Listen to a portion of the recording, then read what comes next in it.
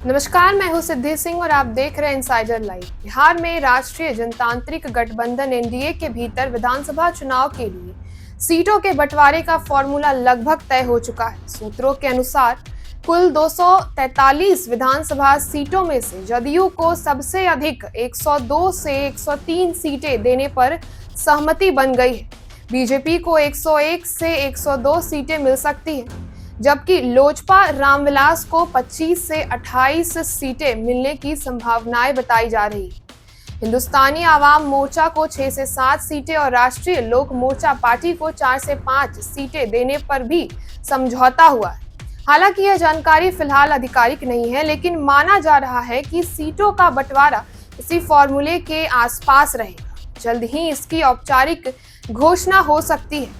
बताया जा रहा है कि जदयू को सबसे बड़ी जिम्मेदारी और सबसे बड़ी हिस्सेदारी दी जा रही है, वहीं बीजेपी को भी लगभग बराबर सीटें मिलेगी।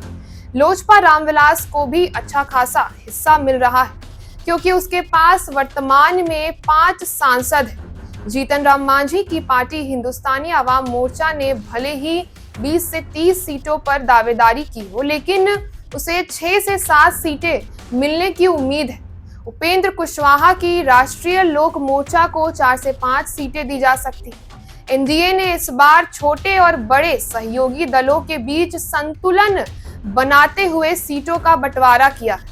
हालांकि एनडीए में शामिल दलों के बीच विधानसभा सीटों का बंटवारा जितना आसान दिखता है, असल में उतना सहज नहीं है।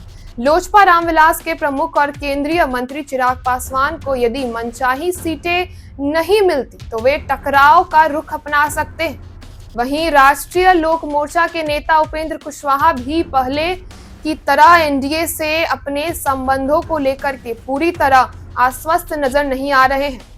चिराग पासवान के व्यवहार में आ रहे बदलाव को लेकर के जदयू सतर्क है और उस पर नजर बनाए हुए है।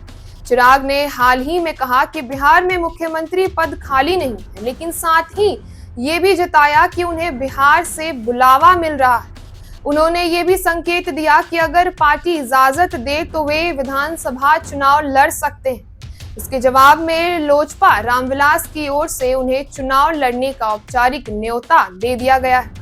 हाल ही में चिराग द्वारा मुख्यमंत्री नीतीश कुमार को लिखे एक पत्र ने जदयू की उस आशंका को और मजबूत कर दिया है कि चिराग का रवैया अब भी नीतीश को लेकर के पूरी तरह स्पष्ट नहीं है।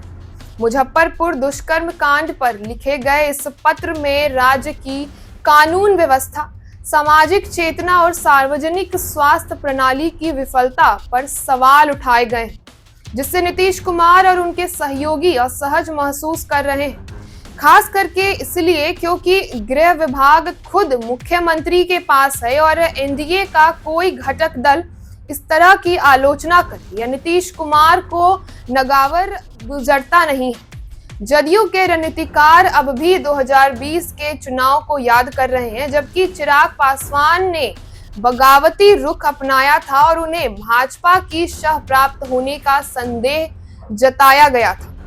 मौजूदा हालात में जब चिराग फिर सरकार पर निशाना साध रहे हैं, जदयू को आशंका है कि 2020 जैसा घटनाक्रम दोबारा ना हो जाए। वैसे ही जदयू का मानना है कि लोजपा रामविलास की राजनीतिक जिम्मेदारी भाजपा की है। सीट बंटवारे का फॉर्मूला भी 2020 की तरह तर्ज पर है, जिससे पहले जदयू और भाजपा के बीच सीटें तय होंगी। 2020 के विधानसभा चुनाव की यदि अगर हम बात करें तो बीजेपी ने 110 सीटों पर चुनाव लड़ा था और 74 सीटें जीती थी। जदयू ने 115 सीटों में से चुनाव लड़ा और 43 सीटें अपने नाम की। हिंदुस्तानी आवाम मोर्चा ने 7 सीटों पर चुनाव लड़कर के 4 सीटों पर जीत दर्ज की थी। विकासशील इंसान पार्टी ने उस समय एनडीए का साथ देते हुए 13 सीटों पर उम्मीदवार खड़े उतारे थे और 4 सीटें जीती थी। वहीं लोजपा ने पिछला चुनाव अकेले लड़ा था और सिर्फ 1 सीट पर जीत दर्ज कर पाई थी। बता दें कि आगामी विधानसभा चुनाव अक्टूबर-नवंबर 2025 में संभावित है। तो ऐसी तमाम खबरों के लिए आप जुड़े रहिए हमसे और देखते रहिए इनसाइडर लाइव।